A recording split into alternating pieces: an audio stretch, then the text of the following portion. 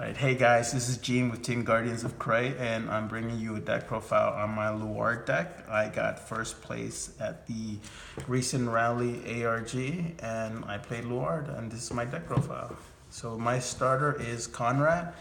I like playing Conrad over any of the other starters because I feel that it helps me draw into the cards I need, and it has the secondary effect that if I use this effect while I have a face-up G unit, I can give a unit 5k.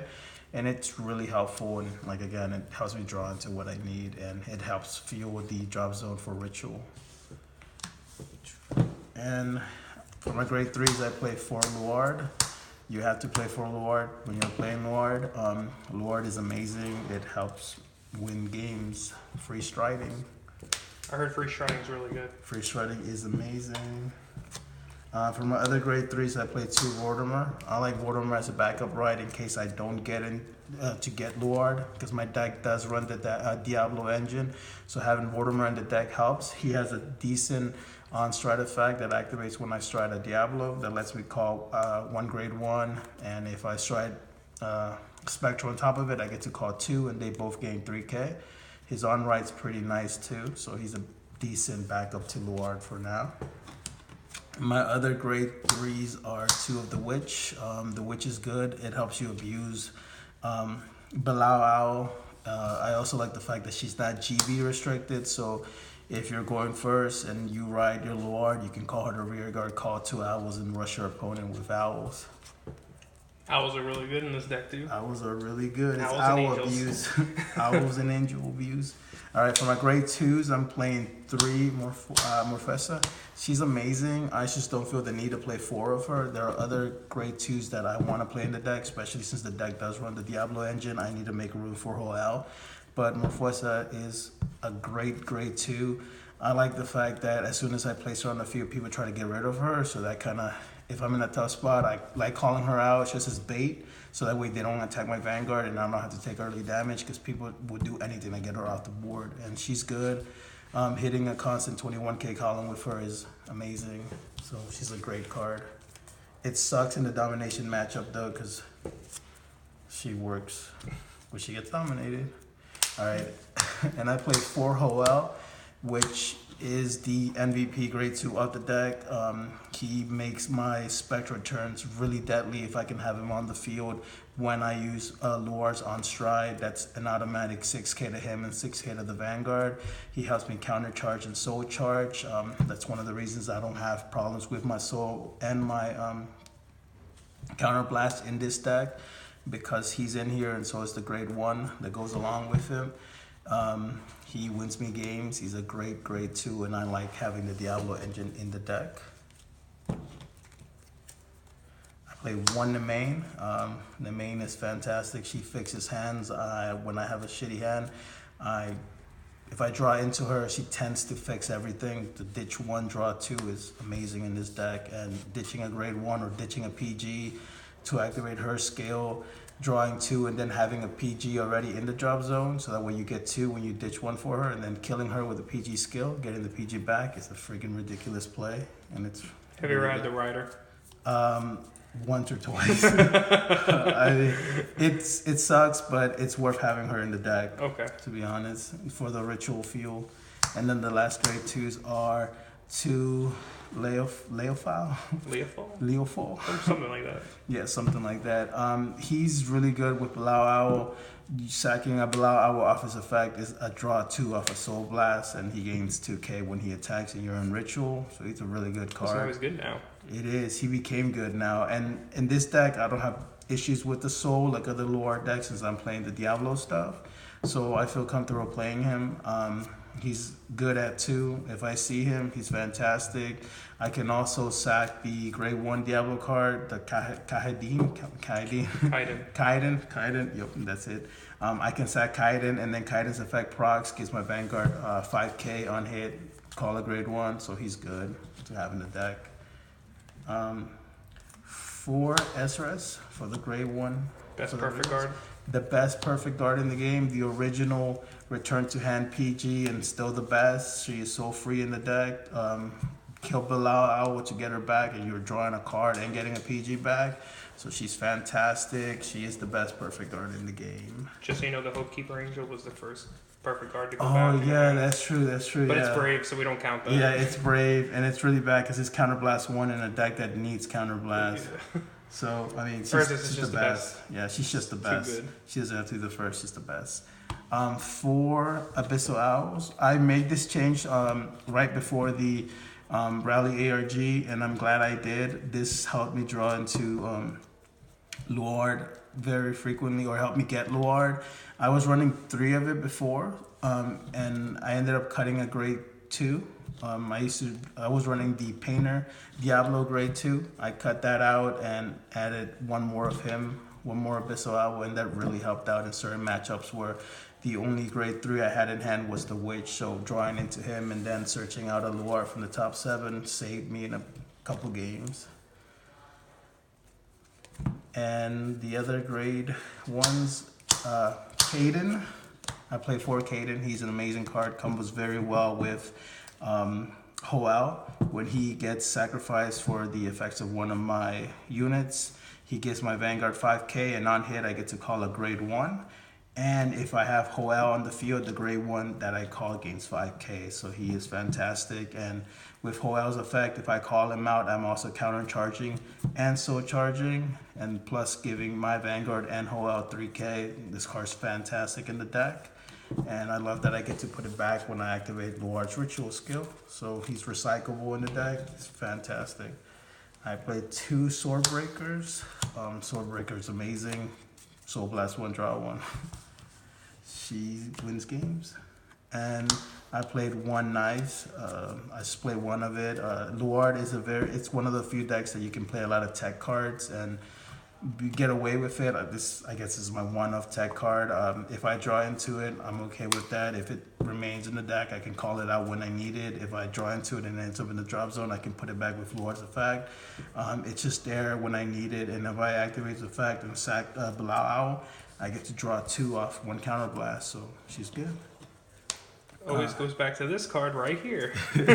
I know. And this is, I guess, if Luard's the heart of the deck, I guess this can be the soul of the deck, because this is what makes the entire deck work. Bilal Owl, it's just so many cards in the deck combo well with this card. This card is so busted and so great, and I'm glad that it exists, and probably one day it'll be banned or limited to 1 or 2. That's why it's a $27 crit trigger. It's a $27 Explain crit trigger. its effect, its whole effect. That's why people at home can get that. All right, so his whole effect is when he gets sacked for any kind of effect, as long as you have, when he gets retired for the cost of an effect, if you have a Luard Vanguard, you draw a card. So you don't even have to be a ritual for that part of the effect. He gets retired, you draw a card, and that effect is not even GB locked. So when he gets sacked for any kind of effect, if you have a Luard Vanguard, you're drawing a card.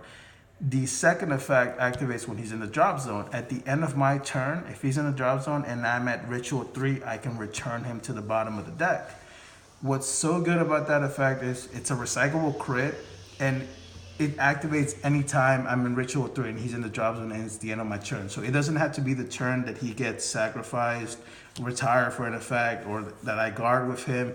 If I'm not at Ritual 3 when he hits the drop zone, that's fine. When I am at Ritual 3 and it is my end phase, he goes back. So if I guard with him early because I have to, and then later on in the game I'm at Ritual 3 and it's my end phase, he goes back to the bottom of the deck. So he is fantastic. He's a recyclable crit. And it's abusable. It's so abusable. It makes so many cards in this deck so free, and it's just fantastic. It's a $27 crit, and it's worth the price. For the other trigger lineup, I play 4 crits, 4 more crits, so a total of 8 crits. I play 4 draws. Even though the deck does draw a lot, I still feel that the draws are necessary. There's a lot of times where I don't have Luard, or I don't have a card that I need early on in my hand, and I hit into either a defensive draw or get it during my draw checks. It helps me draw into the cards that I need to make my deck go off. So I do like still having the 4 draws. Some people say that I should play 12 crit. I find that really unnecessary, and I really just prefer to have the 4 draws in the deck. And they're Margot clones, so if you ever run out of soul, you can soul charge them and give a unit 3k, and then you have soul. And then the last, of course, 4 heals to round up the trigger lineup. I play the Fighters Collection heal because I do play the Fighters Collection G-Guard.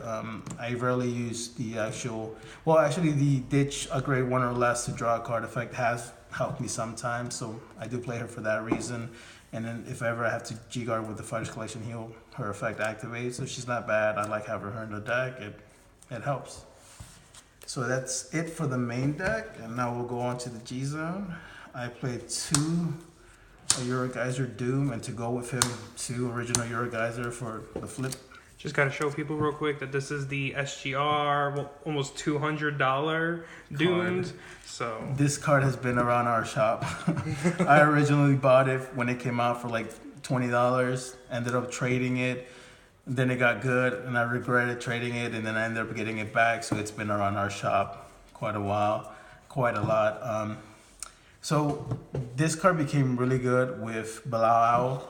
Before Bilal, it was still an okay card. I like playing it in a pure Diablo build because as a first strike, if you're on a Diablo grade 3, you have a Diablo heart, you can activate Cadence and Hoel's effects. You know, you sack Caden for his effect, he's gaining 5k and on hit, call it grade 1.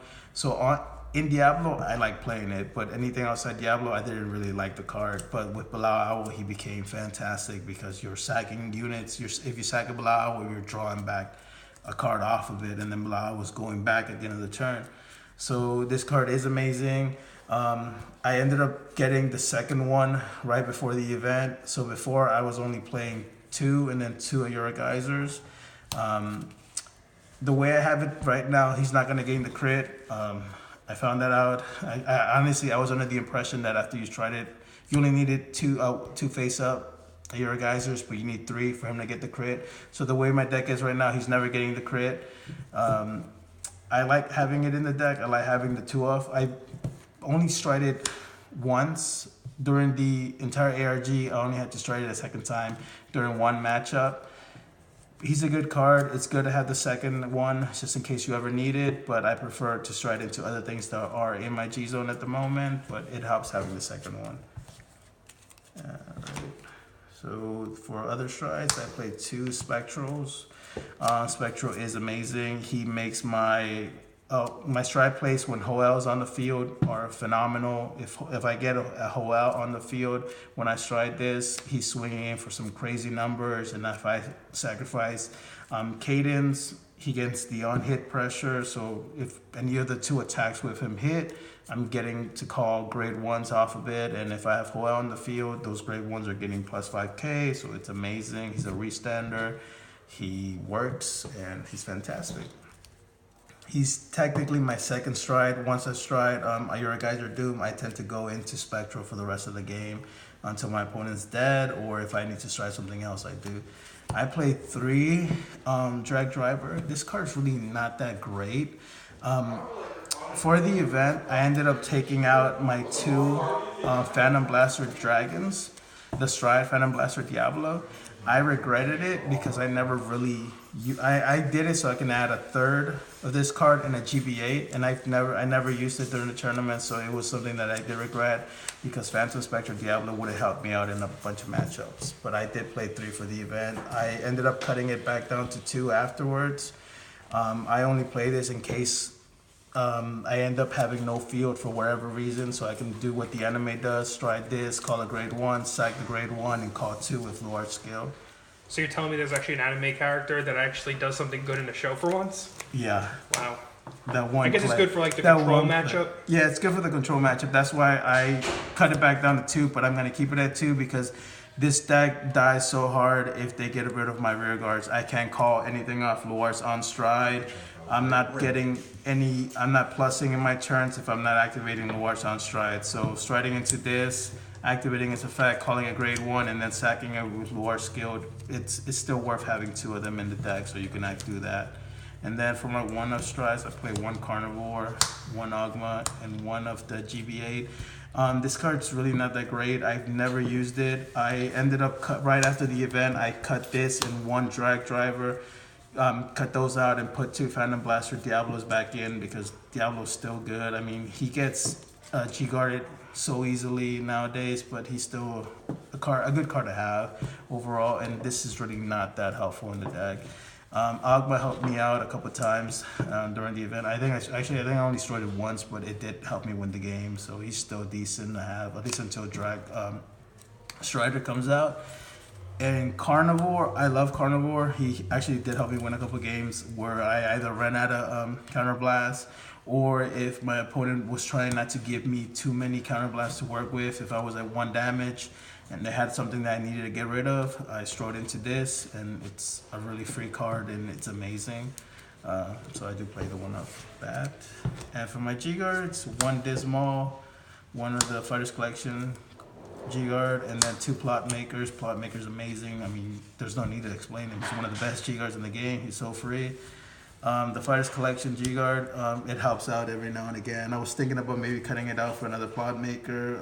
I'm just trying it out for now, but it's a good card to have. It helps out every now and again. And Dismal, I still like playing the one of Dismal because when people see Hoel on the field, they try to do whatever they can to get rid of it. So I like having this so I can protect it. And this actually helped me out. It helped me in 1 game at the tournament. Dismal in one of my rear guards. So I had a rear guard to sacrifice with Luard's on stride.